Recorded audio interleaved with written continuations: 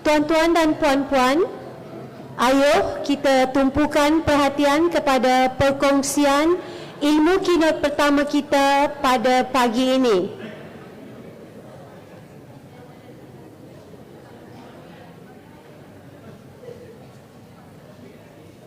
Sebelum itu, izinkan saya membaca biodata ringkas keynote pertama kita, iaitu Profesor Madya Dr. Henry Tanjung. Dr. Henry Tanjung merupakan Ketua Jabatan Wakaf Dewan Masjid Indonesia. Beliau memperoleh ijazah Dr. Falsafah dalam bidang ekonomi dari Institut Ekonomi Islam Antarabangsa, Universiti Islam Antarabangsa Islamabad, Pakistan pada tahun 2012. Dr. Henry telah menghasilkan 43 buah buku dan kini beliau merupakan ahli Lembaga Wakaf Indonesia. Beliau juga merupakan naib pengarah Sekolah Paskasiswazah Universiti Ibnu Khaldun, Bogor, Indonesia. Ahli Lembaga Penyelia Syariah serta beberapa institusi keuangan Islam, takaful dan koperasi. Majlis dengan segala hormatnya mempersilakan Yang Berusaha Profesor Madya Dr. Henry Tanjung dari Badan Wakaf Indonesia untuk berkongsi ilmu bersama kita semua dengan tajuk Transformasi Kewangan Sosial Islam, Pengalaman Indonesia. Dipersilakan.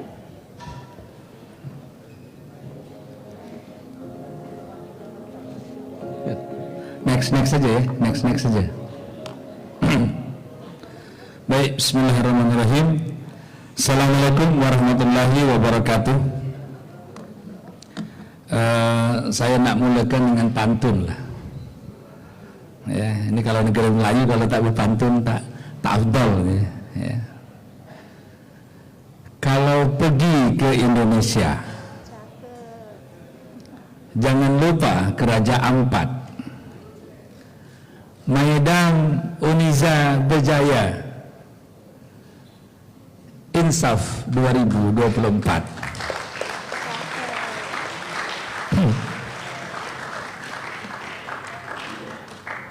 Terima kasih atas jemputannya. Alhamdulillah, this is the first time I visit Terengganu, and the most interesting of Terengganu itu ada Hotel Wakaf, Grand Putri. Itu jadi kalau di mana-mana susah dapat hotel wakaf, tapi kalau di Terengganu alhamdulillah ada hotel wakaf.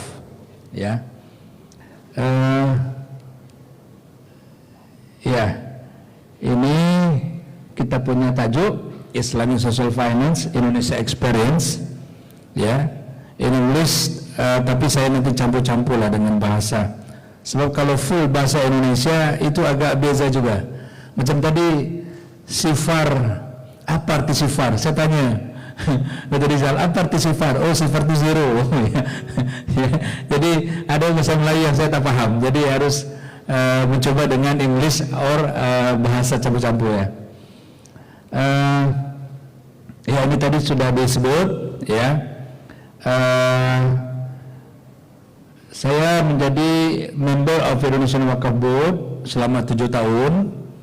Ini member ini ditunjuk atau diangkat oleh Presiden of Indonesia. Jadi memang agak berbeza antara kepengurusan wakaf di Indonesia dengan di Malaysia. Kalau di Indonesia itu satu body untuk seluruh negeri. Jadi Badan Wakaf Indonesia dia punya member ditunjuk atau diangkat atau dikasih dekri sign oleh Presiden of Indonesia. Dia punya tanggung jawab untuk mengurus wakaf seluruh Indonesia, all provinsi, 34 provinces. Juga saya tadi disebut sebagai di university, juga Syariah Supervisor Board daripada 4 lembaga keuangan. Saya Syariah Supervisor Board daripada 1 bank, 1 insurance, 1 venture capital, dan 1 Islamic kooperatif. Baik. Ini terima kasih atas jemputannya, wabil khusus kepada Ustadz kawan jumpa di KL ya, insyaallah. Ternyata beliau adalah ustaz. Tadi malam berbincang berbual-bual, masya Allah, S1 bachelor dari Timur Tengah ya, master dari Timur Tengah, alhamdulillah. Nah, saya nak hantar kepada satu figur tentang Muslim pada tahun 2050 ya.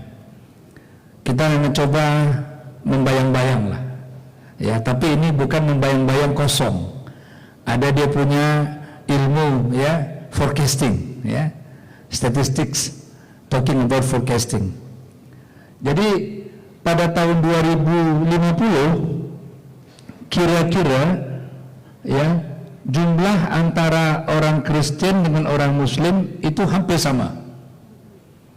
Pada tahun 2050 jumlah orang Kristen 2,9 miliar ya, tapi pada tahun dan Muslimnya 2,7 miliar. Jadi masih banyak orang Kristen daripada orang Muslim ya.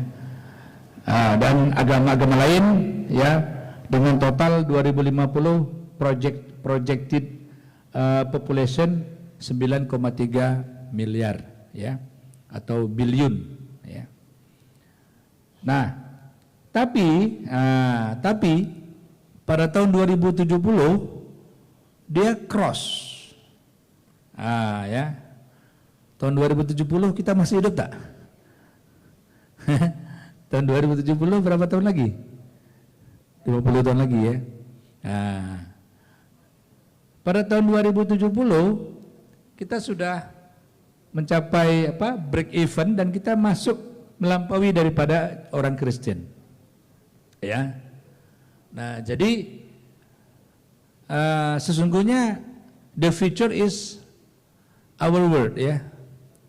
Masa depan dunia ini adalah masa depan umat Islam. Jadi kalau if we talk about Islamic social finance now, this means that we talk about the future of Islamic social finance. Ya, jadi ke depan ini milik dunia adalah milik umat Islam. Kita tengok di Europe. Di Europe orang-orang Europe tak mau punya anak, mungkin punya anak 1-2 saja. Tapi orang Islam punya anak 5, 7, 8 ya. Jadi banyak population Muslim di Europe. Nah, bagaimana dengan halal ekonomi? Ya, kalau kita tengok kepada Islamic Social Finance, kita pasti tengok kepada tentang perkembangan ekonomi. Ya, halal ekonomi juga begitu. Ya, 1.7 billion global Muslim population, ya, itu growing at 2 times, ya, the rate of rest of the world. Nah, pada tahun 2030, ya, 30 years old versus 44 years old. Itu kira-kira median age-nya. Ya, jadi 2030 juga sebentar lagi nih, 6 tahun lagi, kita sudah menghadapi fast growing young Muslim population, ya, young Muslim population, di mana mereka nak kenal dengan new technology. Ya. Nah, ini master plan halal industri di Indonesia. Ini saya skip saja. Saya nak bicara zakat dan wakaf. Zakat dan wakaf di Indonesia, ini zakat ni dia berbeza dia punya rumah. Kalau zakat, Basnas, Badan Amil Zakat Nasional, dia sama, diangkat sama Presiden. Kalau wakaf, Badan Wakaf Indonesia juga diangkat oleh Presiden. Tapi dia dua body yang berbeza. Ya. Nah, kalau potensial daripada zakat 217 triliun rupiah, and wakaf 4.359 billion square meters, and rupiah 187 triliun rupiah. Nah, ini pilar daripada ekonomi Islam. Ya, saya tak banyak di sini discuss. Saya hanya discuss tentang maybe you didn't know about Islamic finance in Indonesia. I will tell you 8 things, ya, yang membuat Indonesia menjadi dibincangkan oleh dunia tentang bagaimana mengurusi daripada zakat dan wakaf. Pertama, not one or two products. Islamic financing offers a diverse and rich financial products. Ya, jadi zakat dan wakaf tuh kalau di Indonesia itu sudah banyak dibuat innovation. Ya, especially wakaf. Ya, wakaf kita buat innovation dengan insurance. Tahun 2016 keluar fatwa wakaf police insurance. Jadi apabila kita beli life insurance, kita kan kalau kita meninggal dunia, kita akan dapat klaim.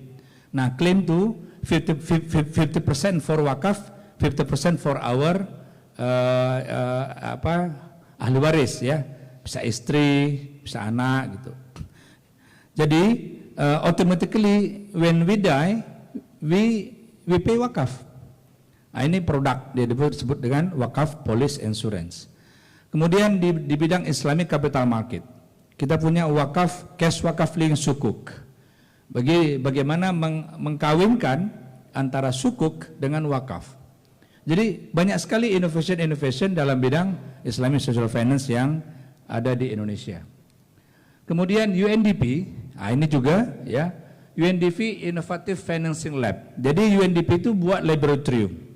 Ya, macam mana kita di situ nak membuat macam kalau kita mau tadi ya, misalnya kita mau buat bagaimana kita mengeradicate daripada poverty, kita buat di lab. Ya, bisnis modelnya kita buat di situ, baru kita ke lapangan. Ya. Kemudian yang ketiga, Indonesia was the first country in the world to launch zakat supported SDG project. Ya, zakat supported SDG project. Nah, ini kita kerjasama dengan 3 lembaga, UNDP, United Nations Development Program, kemudian Basnas, Badan Amil Zakat Nasional, dan Bank Jambi. Jambi dekat sini kan, Jambi sebelah tu Sumatera ya. Nah, I belong to Sumatera, jadi I ini Melayu lah, ya, belong to Sumatera. Saya orang Minang, jadi orang Minang banyak di Negeri Sembilan. Ya. Jadi kalau saya ke Negeri Sembilan, saya bahasa Minang aja. Ya. Nah, di sana ada namanya micro hydro power plant. Ya. Jadi program daripada zakat. Nah, ini benefiting more than 5.000 plus beneficiaries dan 900 plus households. Ya. Nah, ini di Jambi provinsi. Yang keempat, Indonesia pioneer the development of green sukuk and green wakaf. Ini lagi istilah baru. Ada green sukuk, ada green wakaf. Ya, apa tuh? UNDP collaborate with the government of Indonesia on the issuance of the first green sukuk to finance climate change mitigation. Nah, ini dia. Ya, kita sekarang ramai bicara climate change ya. Nah, ini kita buat satu innovation dalam bidang itu ya. Kemudian UNDP and the Badan Wakaf Indonesia supported by IPB University, Wakaf Center for Indonesian Development Studies and Green Wakaf Movement Team have developed a Green Wakaf framework which aims to utilize wakaf to support climate exchange action in areas of tangible social and environmental impacts. Contohnya misalnya kita punya hutan wakaf, ya, wakaf forest. Ya, jadi kita punya banyak forest, kita buat wakaf forest. Jadi macam mana forest ini dia tak boleh dialih fungsi menjadi yang lain, dia harus menjadi forest. Ya, sekali menjadi forest, selamanya menjadi forest. Nah, yang kelima, notable civil society organizations step into Islamic finance as they work on critical development issues such as poverty reduction. Ya.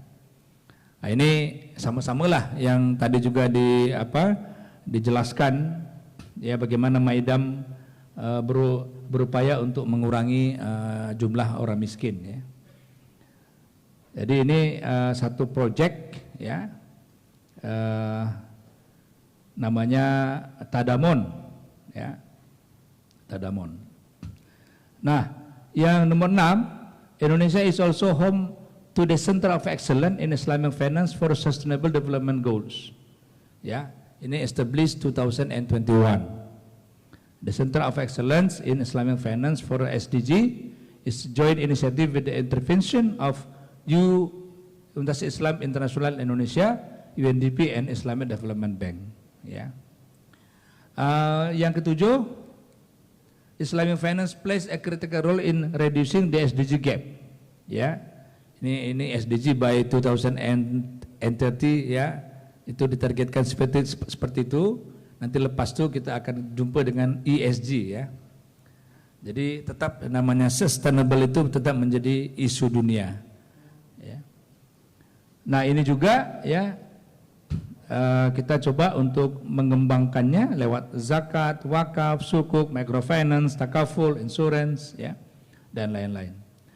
Nah yang kedelapan, Kes Wakaf dan Sukuk has won first prize winner of Islamic financial instrument from Islamic Development Bank 2023.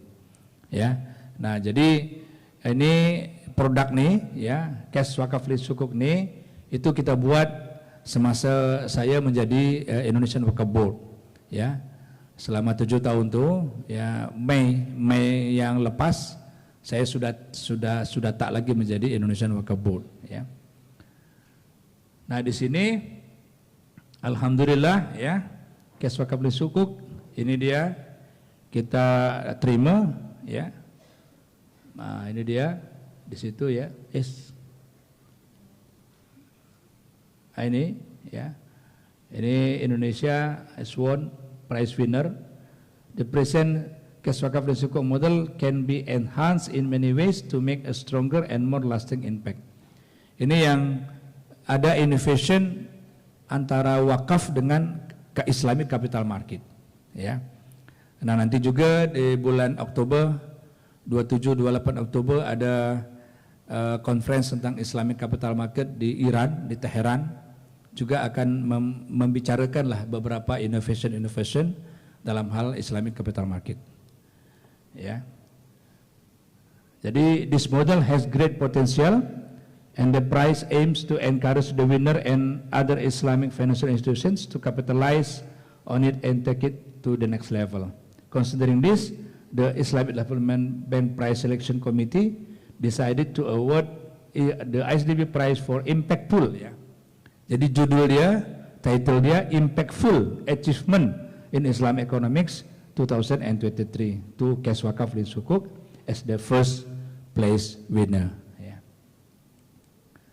Nah, apa itu Kes Wakaf dan Sukuk, ya? Jadi ada dua types of CWLS. Yang pertama adalah private placement, yang kedua adalah private retail. Ya, kalau private placement at least 50 billion rupiah. Ya, 50 billion rupiah at least. Tapi kalau yang retail, ya, itu 1 juta saja sudah cukup, sudah bisa. Ya, kalau di ringgit berapa tuh? 1 juta itu berapa ringgit tuh? Sasarul.